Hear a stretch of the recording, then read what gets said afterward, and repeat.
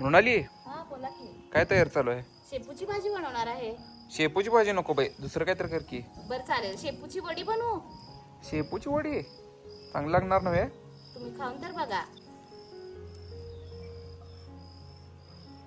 तर आता आपण ही शेपूची भाजी स्वच्छ धुवून घेऊया.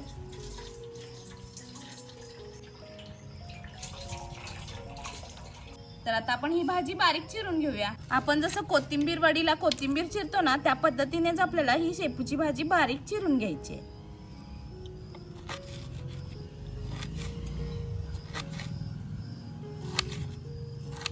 तर तुमच्या पण घरी हाच प्रॉब्लेम असेल ना, की लहान मुलं शेपूची भाजी म्हटलं की नको म्हणतात. मग कुठल्या ना कुठल्या पद्धतीने त्यांच्या पोटामध्ये भाजी गेली पाहिजे, म्हणून आपण अशा पद्धतीने याची वडी बनवून त्यांना द्यायची, म्हणजे ते पटकन खातात. तर आता आपण याच्यामध्ये थोडीशी हळद घालूया, त्यानंतर मीठ. हा ओवा आपल्याला हातावरती क्रश करून घालायचा आहे, म्हणजे याचा फ्लेवर छान असा उतरला जाईल. तर इथं मी जिरे घेतलेले आहेत, याच्याऐवजी तुम्ही जिरेपूड देखील वापरू शकता, पण अख्खे जिरे घातले तर आणखीन छान लागतं. तसेच आता यामध्ये तीळ घालायचे आहेत, पांढरे तीळ घेतलेले आहेत मी इथं. त्यानंतर आता आपण इथं आलं लसूणची पेस्ट आहे ती घालून घेऊयात. तर इथं मी तिखटासाठी आपला स्पेशल कांदा लसूण मसाला वापरणार आहे. हा मसाला जर तुम्हाला पण ऑर्डर करायचा असेल तर स्क्रीनवर दिलेल्या नंबरवर कॉन्टॅक्ट करा. हा मसाला तुम्हाला संपूर्ण भारतात आणि भारताबाहेर घरपोच मिळेल. तर तुम्हाला कसं तिखट हवंय त्या पद्धतीने तुम्ही तिखट वापरू शकता. त्यानंतर इथं मी तांदळाचं पीठ घेतलेलं आहे. तांदळाच्या पिठामुळे आपली वडी एकदम कुरकुरीत होते. तसेच इथं मी बेसन देखील घेतलेलं आहे, हे पण आपण घालून घेऊया. तर आता आपण हे मिक्स करून घेऊयात. हे आपल्याला आधी कोरडंच मिक्स करायचं आहे, म्हणजे मसाले संपूर्ण लागले जातील.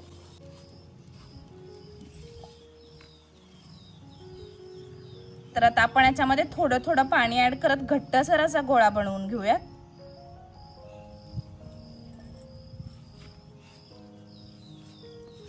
इथं आता बघा आपला घट्टसर असा गोळा बनवून झालेला आहे. तर आता आपण थोडेसे तीळ घालूयात आणि यामधून हा रोल फिरवून घेऊयात, म्हणजे आपले तीळ चिकटले जातील.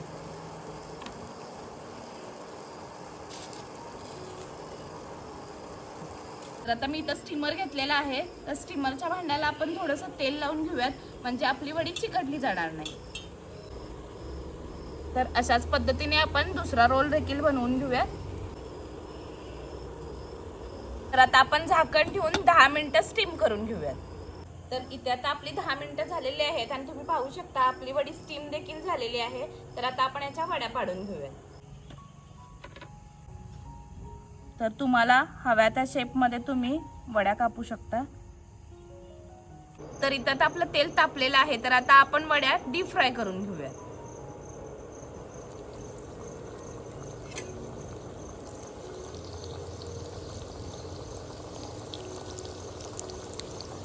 तुम्हाला पाहिजे तर तुम्ही शॅलो फ्राय देखील करू शकता.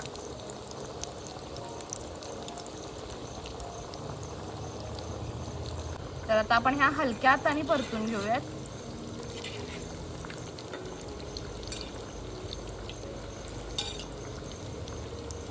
तर इथं आता आपल्या वड्या छान अशा लालसर होईपर्यंत तळल्या गेलेल्या आहेत. तर आता आपण ह्या काढून घेऊयात.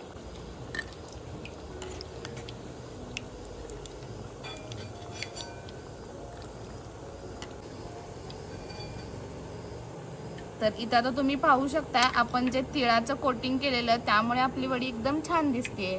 तर आजची ही पौष्टिक शेपूची वडी तयार झालेली आहे. तर आजचा हा व्हिडिओ तुम्हाला कसा वाटला ते तुम्ही नक्की कमेंट करून सांगा. तसेच तुम्ही जर आपल्या चॅनलवर नवीन असाल तर आपल्या चॅनलला सबस्क्राईब करा आणि पुढे असलेल्या बेल आयकॉनवर क्लिक करा, म्हणजे तुम्ही कोणताही व्हिडिओ मिस करणार नाही. तर पुन्हा भेटूया अशाच एक नवीन रेसिपी सोबत. तुम्हाला नेक्स्ट व्हिडिओ कुठला हवाय ते मला नक्की कमेंट करून सांगा. तोपर्यंत धन्यवाद.